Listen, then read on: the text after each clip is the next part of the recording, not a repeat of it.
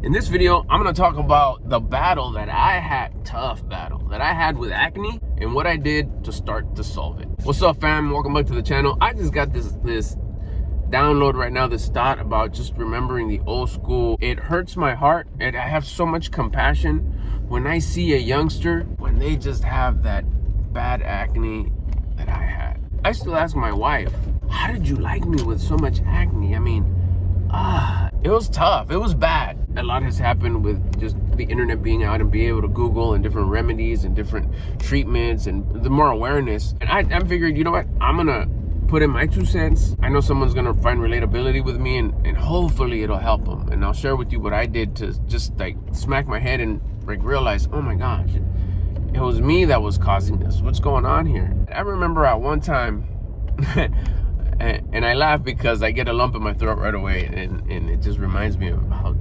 tough it was. It might have even been a reason. I'm just thinking about this right now. It might have even contributed to a reason for me to act different in different scenarios. Like at home, I was one person.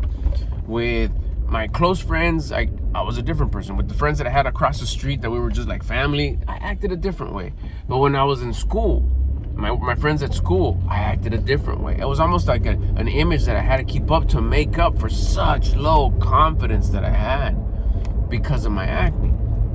I had to come out as somebody had a lot more courage, who was down for his shit. He'd do anything. He'd try to be funny, try to get attention. And now that I'm thinking about it and saying it out loud, I just had that realization that's exactly what it was. Then there was work. I had my first job. I do the same thing. I had to come in with an image. I had to come in with things that would validate me externally. My badass truck that I had, badass sound system. Didn't have much clothes, but the clothes I did have, once I started buying my own clothes, I was in style. I was that one style that like not so, like it was streetwear.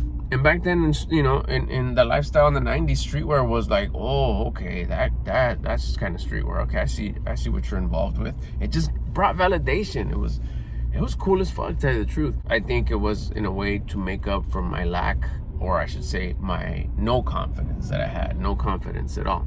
And a big part of me having no confidence was the acne.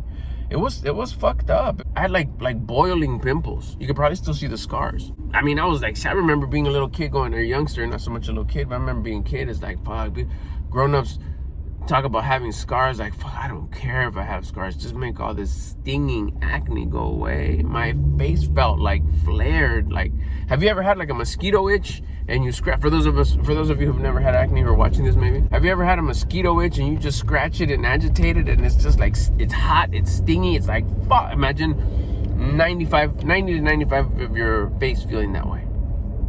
Oh yeah. And like, oh, wash your face. Like, bitch, you don't realize how much I got soaps for days. I got Mexico soaps. I don't know what this soap came from, but some friend or relative gave it to me.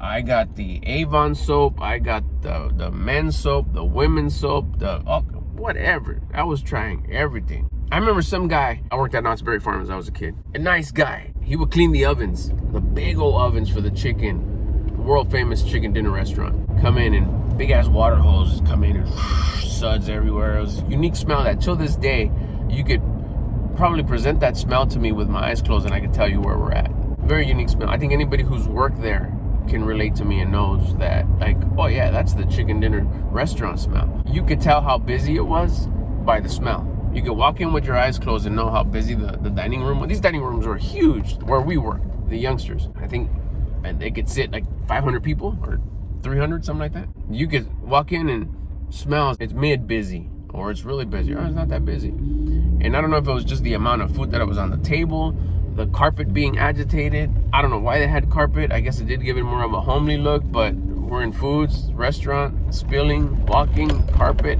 I don't remember them ever shampooing it, but whatever. Back to our story. I remember that guy even one day said, like, hey, why don't you like rub alcohol on your face at night before you go to sleep?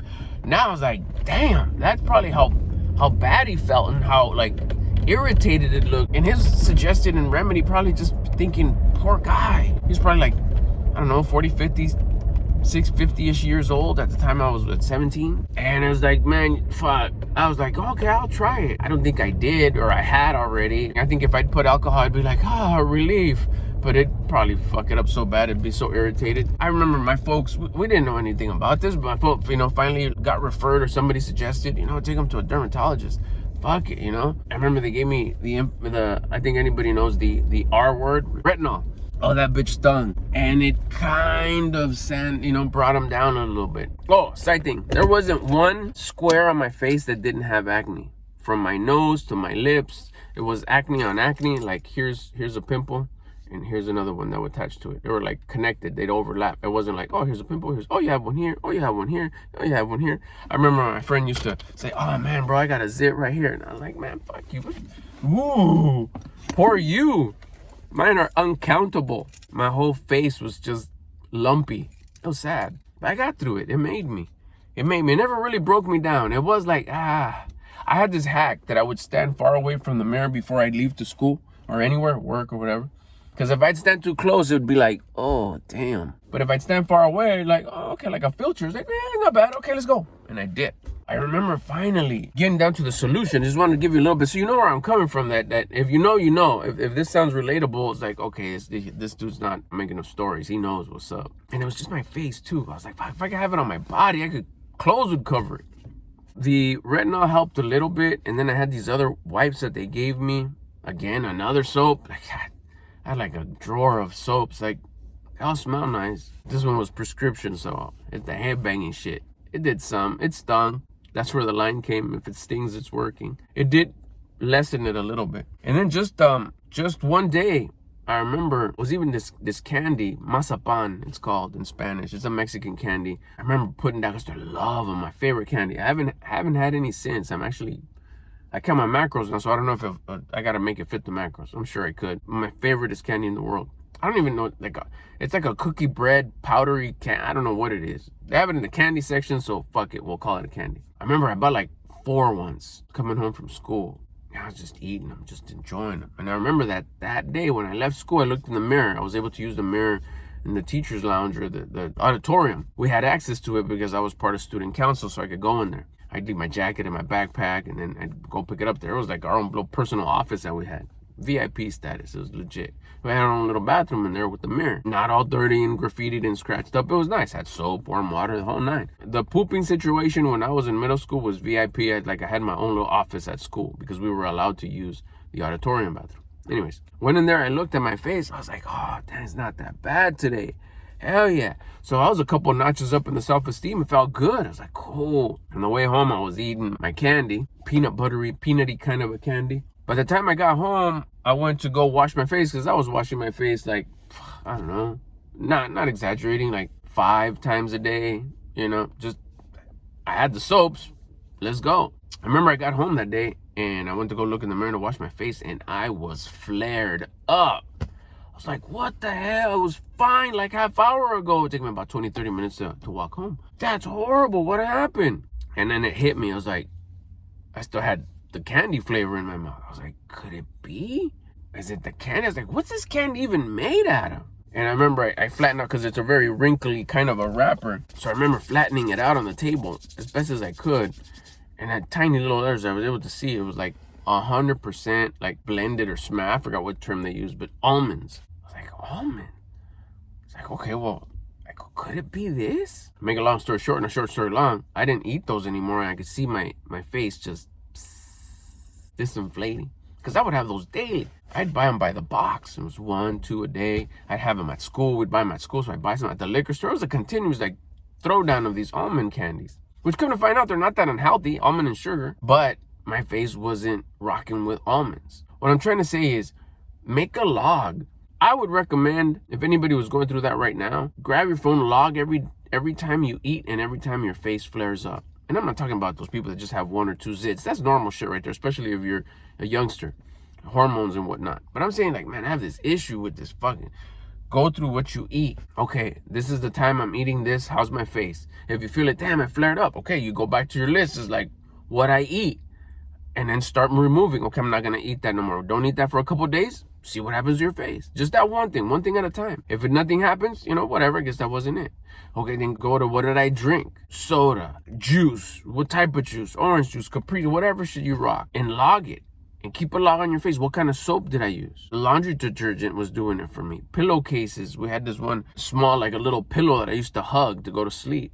And I guess it was washed with something or something. I don't know what the fuck happened there. But I remember one day I woke up and I was tore up. I guess I kicked my pillow off or my pillow fell. So I grabbed that little pillow and I was using it as my pillow for the night.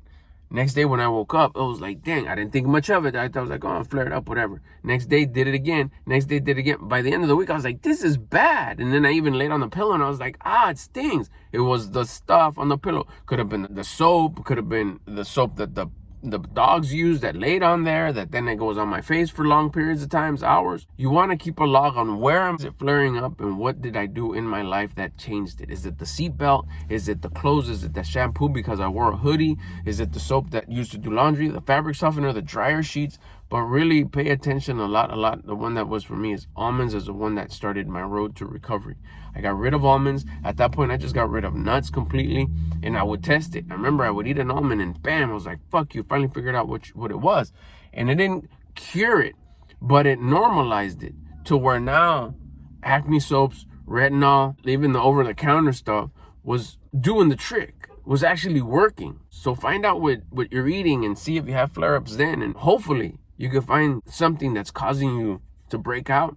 You can get rid of it and start getting rid of that acne that's just not so much fun to have. Hope this helps. I'll talk to you guys later.